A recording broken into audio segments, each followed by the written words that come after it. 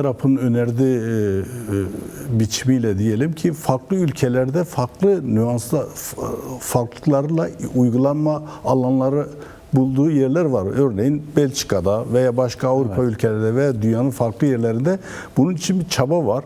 Farklı biçimlerde uygulanıyor. Ama işte Kürdistan'da, Türkiye'de veya Orta Doğu'da uygulanmasının diyor zamanı geldi diyor.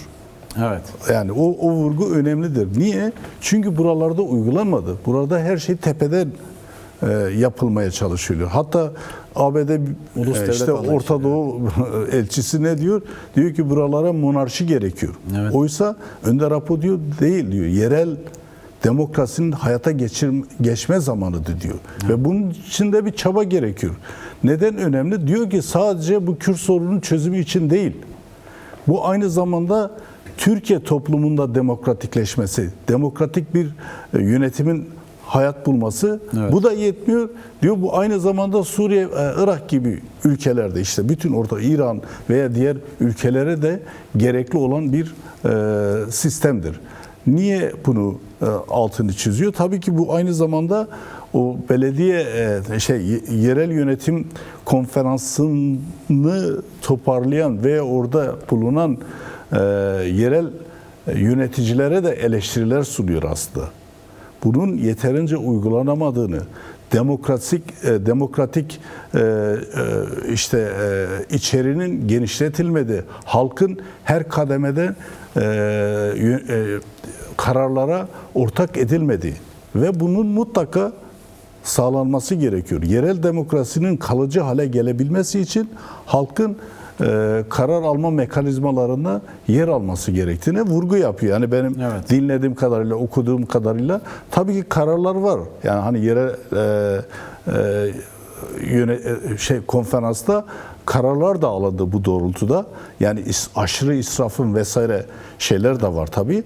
Ancak Önder Apo'nun vurgusu tabii ki hani bu sadece Kürt sorununun çözümü için bir formül değil.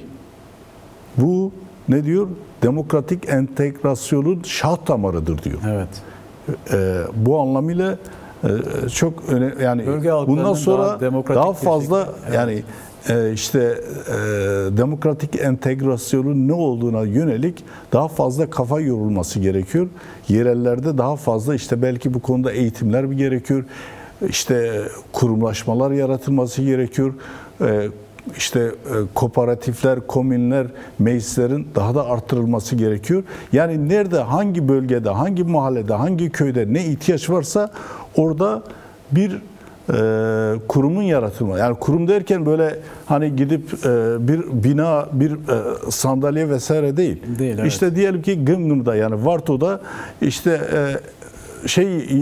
ekolojik yıkım yapmak istiyorlar. Orada insanlar nöbet eylemi günlerdir. Nöbet eyleminde kendi doğalarını korumayı için, veya Manisa'da veya Artvin'de veya başka yerde bunların artırılması gerekiyor. Yani böyle merkezde her şeyin yönetildiği bir sistemin demokratikleşmenin önünde engel olduğunu, o yüzden de onu gittikçe sınırlandırmak gerektiğini ne vurgu yapıyor? Yine aynı konu başlığına ilişkin süremiz de daralıyor. Önder Apo diyor ki Kürt sorunu artık diyor yerel yönetim düzeyinde çözüm aşamasına gelmiştir diyor. Şimdi ben buradan şunu sormak isterim sana. Önder Apo 27 Şubat çağrısıyla başlayan barış ve demokratik toplum sürecine saldırılar çok oldu aynı zamanda. Biliyorsun özellikle bazı Kürtler de bu grubun, bu cenahın içinde yer aldılar. Onlar bu süreçte nasıl ders çıkarması gerekiyor ya da bu Orta Doğu'da yaşanan gelişmeleri nasıl değerlendirmesi gerekiyor ki yanlış değerlendirdikleri ortada. Yani barış ve demokratik toplum sürecine nasıl yaklaşmaları gerekiyor esasen? Evet, şimdi yerel düzeyde çözümü dayatmıştır diyor. Evet. Yerel yönetimin artık yerelden genele doğru bir çözümü dayattığını ifade ediyor ve bunun niye şimdi yani Kürt dilinin geliştirilmesine yönelik kurumlaşmalar veya Kürt dilinin eğitiminin geliştirilmesi için adımların çoğaltılması. Evet. Yine belediye, biraz önce söyledik, yerelde belediyeciliğin, yani belediye aynı zamanda komün anlamına geliyor. Aslında kuruluş amacı bu. Evet. Ama Türkiye gibi ülkelerde bu amaçtan saptırılmış. O yüzden de yerel demokrasi diye denilen bir şey ortadan kaldırılmış. O yüzden bunun yerel demokrasinin uygulanması nasıl olacak? Su sorunu olan kendi su kurumunda, yani kendisi çözecek. İşte eğitim sorunu olan, eğitim belediyeye bağlı olması gerekiyor. Yani birçok ülkede belediyeler organize ediyor. İşte o bölgede kaç dil var, kaç halk var, hangi... Yani buradan örnek verecek olursak polis müdürlüğü belediye Evet. Yani İçişleri Bakanlığı'na bağlı olacağını, yerel işte kuruma bağlı olması, belediye bağlı olması ve birlikte koordine etmesi gerekiyor. Yani bunun çoğaltabiliriz. İşte diyelim ki bir bölgede fabrika yapılıyor. Oradaki fabrika çevreye ne gibi zararlar var veya ne gibi yararları var? O bölgede o görüşü alarak bölge halkı karar vermesi gerekiyor. İşte kültürel olarak hangi halklar var? Hangi kültürleri geliştirmek? Sanat, ekonomi, sağlık. İşte bu, bir yerde sağlık ocağı mı gerekiyor? Bir yerde doktor mu gerekiyor? Bir yerde hastane mi gerekiyor? O bölge halkının işte talepleri doğrultusunda hayat bulması gerekiyor. Bunlar olduğunda yerel demokrasi güçlenir, gelişir ve ister istemez entegrasyon da gelişir. Entegrasyon, bunun adı gittikçe işte halkın katılımı ve halkın söz ve kararda kendi yetki sahibi olmasından diliyle, dolayı da demokratik entegrasyon gelişir. Peki şimdi bahsettiğimiz bu cenah, özellikle Kürt tarafı, sürece saldıran taraf için söylüyorum. Evet. Şu an Orta Doğu'da yaşanan süreci doğru okumuyor mu? Yani yani son dönemlerde Irak, Başure Kürdistan'ın durumu ortada. Biraz önce Tom Barak'tan bahsettin. Tom Barak'ın monarşi istediğini belirttin. İşte Peşmerge'nin durumu var. Yanı sıra yine devlete bağlı olmayan diğer silahlı güçlerin entegrasyon durumları var. Yani Güney Kürdistan'ın, Başur Kürdistan'ın önünde böylesi bir tehlikeli durum, böylesi bir tehlikeli bir süreç varken demokratik entegrasyona, yerel demokrasinin gelişmesine neden karşı çıksınlar ki? Şimdi doğru okumuyorlar mı diye sordun. Şimdi şöyle, bir kısmı doğru okumuyor. Evet. Doğru.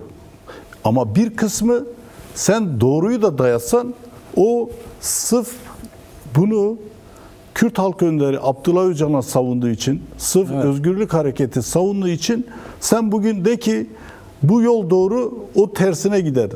Bir gün değiştir, de ki ya bu dünya koşulları değişti, o yüzden bu yol doğru değil, buradan yürüyelim desen fark etmez. Yani ağzın, diğer tabirle ağzınla kuş tutsan da karşı koyan, yani tırnak içinde kendisine milliyetçi diyen, sadece itiraz eden, biraz önce söylediğimiz hani çocuk sorunu, gençlik sorunu, eğitim sorunu, kültür sorunu, yani komün sorunu, kooperatif sorunu, hiçbir şeye katkısı olmayan bu insanlar sadece laf eder ve fırsat kollarlar.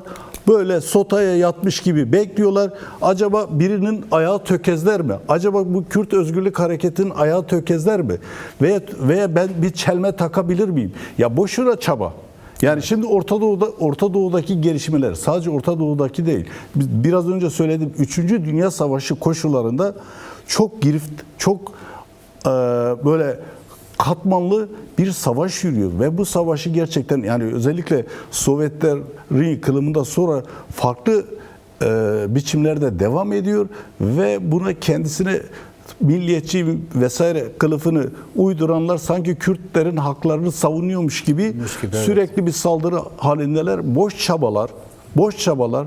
Yani düşünsene, hani şimdi yerel hangi yaraya derman oldu bunların önerileri? Yani ben isim de vermek istemiyorum ama gerçekten geçmişte sanki Rojava'yı destekliyorlarmış gibi Kürt halkını seyirci haline getirmeye çalışan, işte diyelim ki Kürt Özgürlük Hareketi işte bir hamle yaptı, olumluysa gol attı, destekleyelim. İşte kötü bir pozisyona düşünce bunlar yenildi, terk edelim. Böyle bir şey yok. Yani bu zihniyetteki insanlara fazla kale almamak lazım. Bunları şöyle teşhir etmek gerekiyor. Yanlış yolda olduğunuz belirtmeye devam etmek gerekiyor. En azından öyle yapmaya çalışacağım. Peki. Ben kendi adıma gerçekten aklı selim olan insanlar Orta Doğu'da da, Kürdistan'da da, Türkiye'de ve nasıl bir çözümün, gerçekten demokratik bir zihniyetin nasıl gelişebileceğini, yani bu belki zamanımız Biraz yoktu okusalar, ama bu araştırsalar, yerel yönetimler konferansında sunulan mesajlar ve özellikle alınan kararları yeniden gözden geçirirlerse bence olumlu bir olacak. adım atarlar diye düşünüyorum.